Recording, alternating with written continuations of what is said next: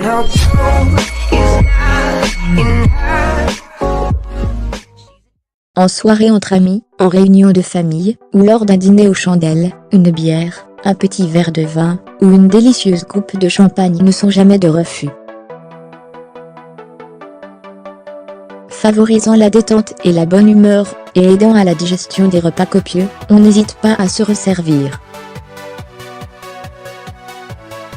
Cependant, une étude récente vient bouleverser toutes les croyances liées à la consommation d'alcool. Ce dernier, même bu en petite quantité, serait responsable de 7 types différents de cancers. Faisons le point. Faisant partie des habitudes alimentaires quasi quotidiennes de beaucoup de personnes, l'alcool consommé en modération était considéré, jusqu'à aujourd'hui, comme sans danger, voire bénéfique pour la santé. En effet, un verre de vin rouge par jour aiderait, entre autres, à prévenir les maladies cardiovasculaires, à limiter l'absorption des graisses dans le corps, et à réduire les risques de diabète.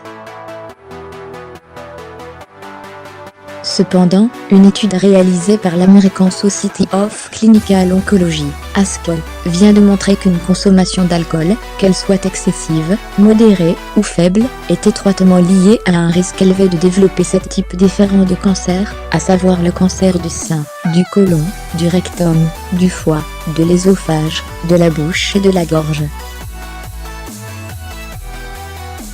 L'alcool, un facteur de risque important du cancer. D'après le rapport du comité de prévention du cancer de l'ASCO, le lien entre cancer et alcool, quel que soit le type de boisson alcoolisée consommée, a été fermement établi. Celui-ci est responsable de plus de 5% des cancers. En effet, en plus du cancer du foie favorisé par la cirrhose, généralement due à une consommation excessive d'alcool, cette dernière augmenterait également les risques de cancer chez les femmes.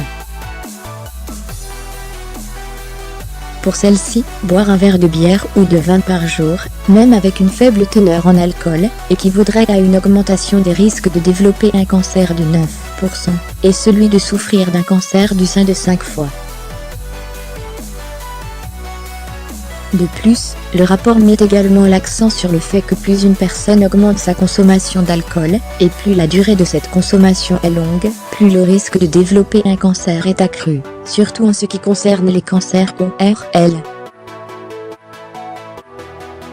Le rapport met également en avant le taux de mortalité important associé à la consommation d'alcool. En effet, près de 3 millions de décès dans le monde seraient dus à une mauvaise consommation d'alcool. Les nouvelles recommandations de l'ASCO. Consciente qu'il n'est pas possible d'imposer à la société de bannir complètement la consommation d'alcool, l'ASCO a choisi de revoir à la baisse les recommandations du CDC, Center for Disease Control and Prevention. Ainsi, au lieu d'1 verre par jour ou 8 par semaine au maximum pour les femmes, et des 2 verres par jour ou 14 par semaine au maximum pour les hommes, l'ASCO, pour réduire leur risque de cancer et de mortalité lié à ce dernier, recommande aux premières de boire 1 verre voire pas du tout d'alcool par jour, et aux second, 2 verres voire pas du tout d'alcool par jour.